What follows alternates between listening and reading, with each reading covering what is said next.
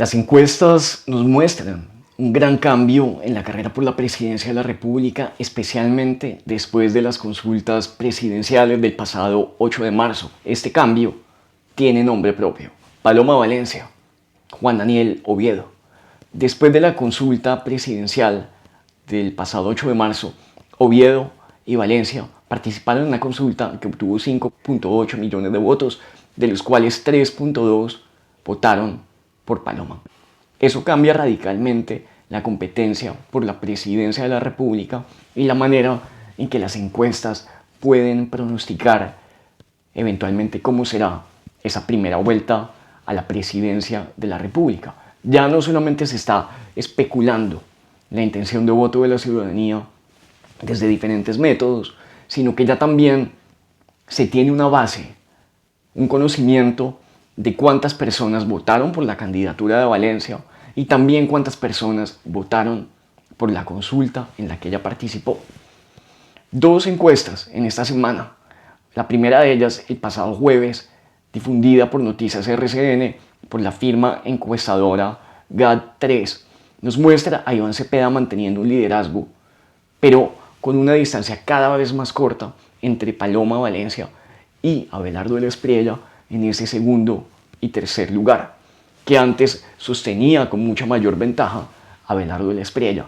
Hoy, según esta encuesta, Abelardo de la Espriella tiene 21% de intención de voto y Paloma Valencia 16%. Un escaso 5% lo separa por esa carrera por el segundo lugar para la segunda vuelta de la presidencia de la República. Y lo que más nos dice esa encuesta es un escenario de segunda vuelta, donde al final de cuentas es donde se decide quién va a ser el presidente de la República. Iván Cepeda, 43%, Paloma Valencia, 40% de intención de voto. Empieza a recortarse la diferencia frente a un candidato que hasta ahora venía ganando en todos los escenarios, que es Iván Cepeda. En cambio, Abelardo de la Espriella, 36% frente a 45% de Iván Cepeda en una segunda vuelta. Paloma Valencia empieza a mostrar que tiene con qué ganar unos votos de centro derecha e incluso de algunos desencantados del petrismo que podrían ubicarse en el centro izquierda. En cambio, Abelardo de la Espriella tiene más dificultad para conseguir esos votos del medio, que en Colombia pueden ser fácilmente 3 millones de votos que determinan esa elección en segunda vuelta.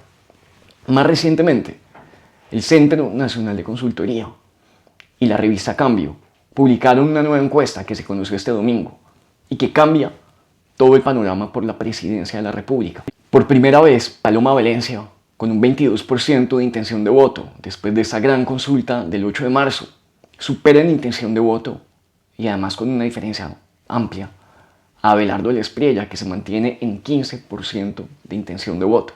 Iván Cepeda se mantiene en el 35%, que además hay que decir es un número muy parecido a la aprobación del gobierno Petro en las encuestas, ni más ni menos.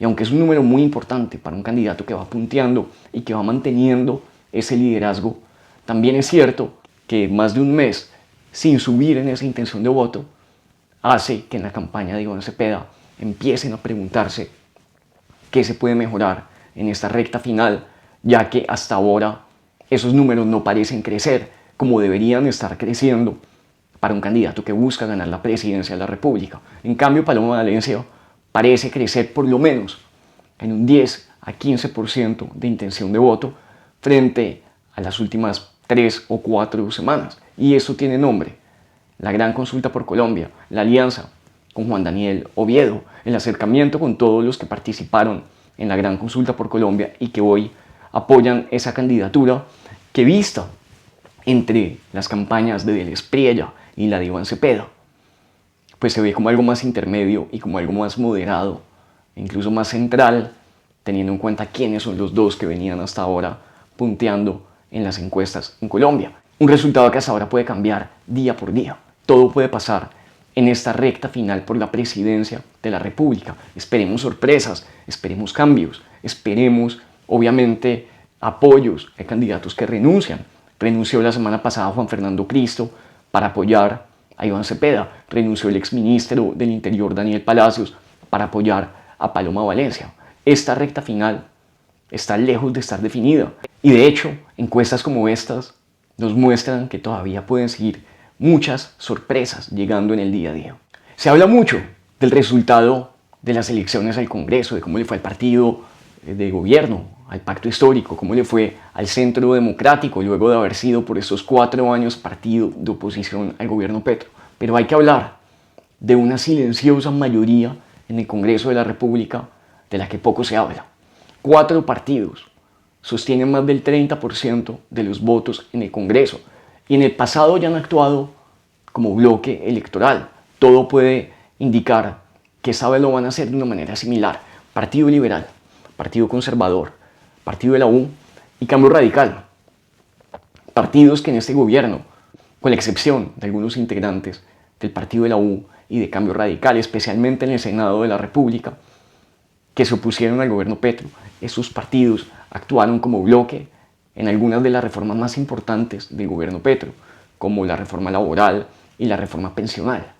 Y en ese sentido, esos partidos tienen el 31% de los votos de la Cámara de Representantes y el 35% de los votos al Senado de la República. Y hoy con esas mayorías son los partidos que definirán qué pasa con el futuro de las reformas, gane el gobierno que gane.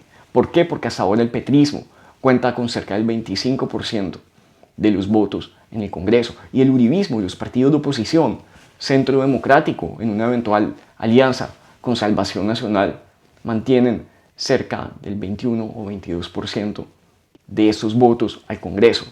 ¿Dónde están los demás votos para alcanzar una mayoría absoluta y poder tramitar reformas, programas, presupuestos, elección de funcionarios públicos?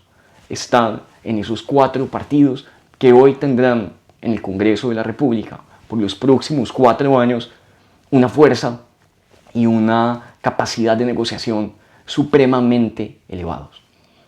Partido Liberal, Partido Conservador, Cambio Radical y Partido de la U.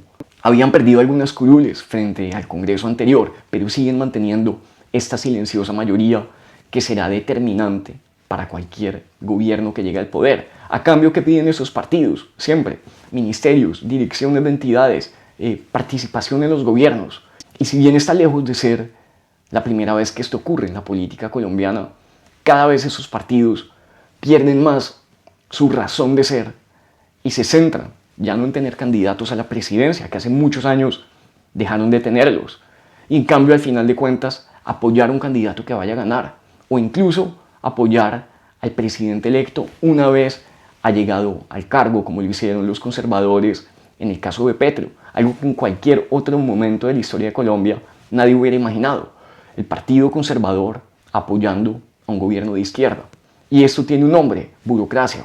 Esto tiene un nombre, transacciones de gobierno con partidos políticos.